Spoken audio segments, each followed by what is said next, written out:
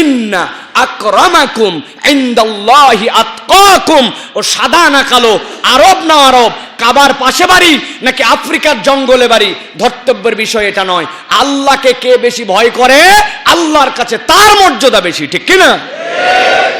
ওইটা অর্জনের আমাদের কোন রকম আগ্রহ নাই, বরং ওই শ্রেষ্ঠত্ব অর্জন করতে যে তাকওয়াকে বিসর্জন দেয়। এত বড় দাড়িওয়ালা দোকানের মধ্যে মসুরের ডাল, মুগ ডাল, দেশি ডাল, ইন্ডিয়ান ডাল সবগুলো মিশ করে রেখে দিছে। ও সকালবেলা এসে দাঁড়িয়ে এরকম করে ঝাড়তেছে, ঝাড়া দেখে চিন্তা করছে, বাপরি বাপ কেইসা আল্লাহওয়ালা। মসুরের ডাল আছে বলছে, আছে মানে এই তো। চিন্তা করছিল, হায় হায় দেশি ডাল পাই না অনেকদিন, এই লোক অন্তত ধোকা দিবে না। হাফ কেজি নিতে আসছিল, নিয়েছে বলছে 2.5 কেজি দেন। আসল ঘটনা, আগের রাত্রে 10টা টাকা লাভ করার জন্য উনি ইন্ডিয়ান, চাইনিজ, দেশি কর্মচারী দিয়ে 3টা মিশ করাইছে যাতে 10 টাকা লাভ হয়। দাড়ির ঝাড়ি দেখে এই লোক হাফ কেজির বদলে কিনছে 2.5 কেজি। আছে না?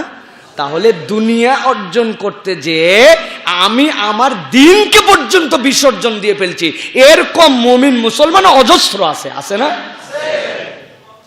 আপনার মতো চেনা লোক দেখে কেনা দামে বনির কাস্টমার হিসাবে দিলাম। ভাষাটা মনে রাখেন, চেনা লোক বলে কেনা দামে বনির কাস্টমার হিসাবে দিলাম। কাস্টমার নম্বর 10, লাভ করছে 200, বাপ দাদার জন্মে দেখা হয়নি, হালাল মাল এইটুক মিথ্যা বলে বিক্রি করে দিল। নাই না এলাকায়? নাই নাই না?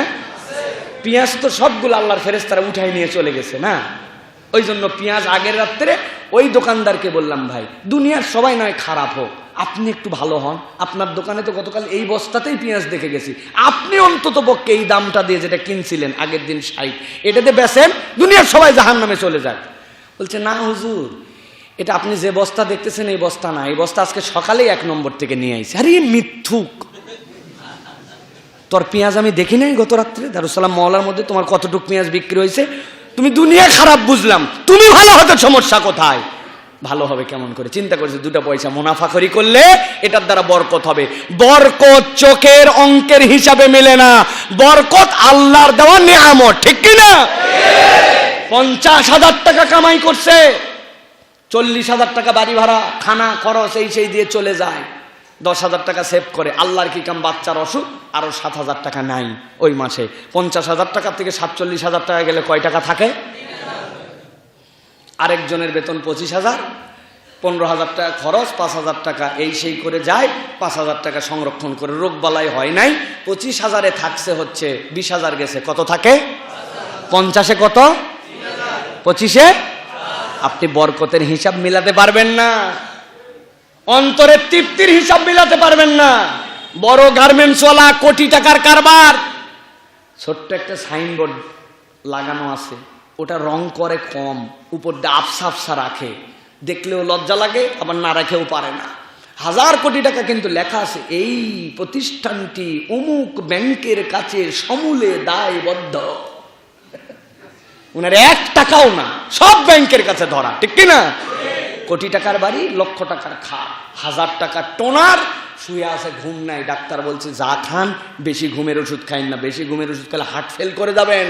রাত 3টা বাজে ঘুম নাই।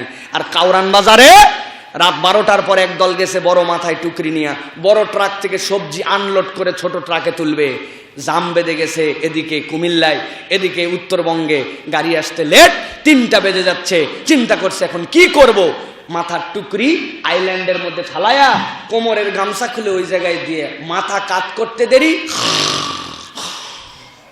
পাশ দিয়ে 20 টনের ট্রাক যায়, এই পার দিয়ে 15 টনের ট্রাক যায়, দুনিয়া কেঁপে যায়, ওর ঘুম থেকে মুক্ত হয় না। আরাম, সুখ, বরকত টাকা দিয়ে আপনার বিবেক দিয়ে হিসাবে মিলাতে পারবেন না, এটা আল্লাহর দয়া, ঠিক কিনা? এই জন্য প্রিয় ভাইয়েরা, যেটা অর্জন করা যায় তার পিছে ছুটেন, যেটা অর্জন করা যায় না তার পিছে ছুটার দরকার নাই।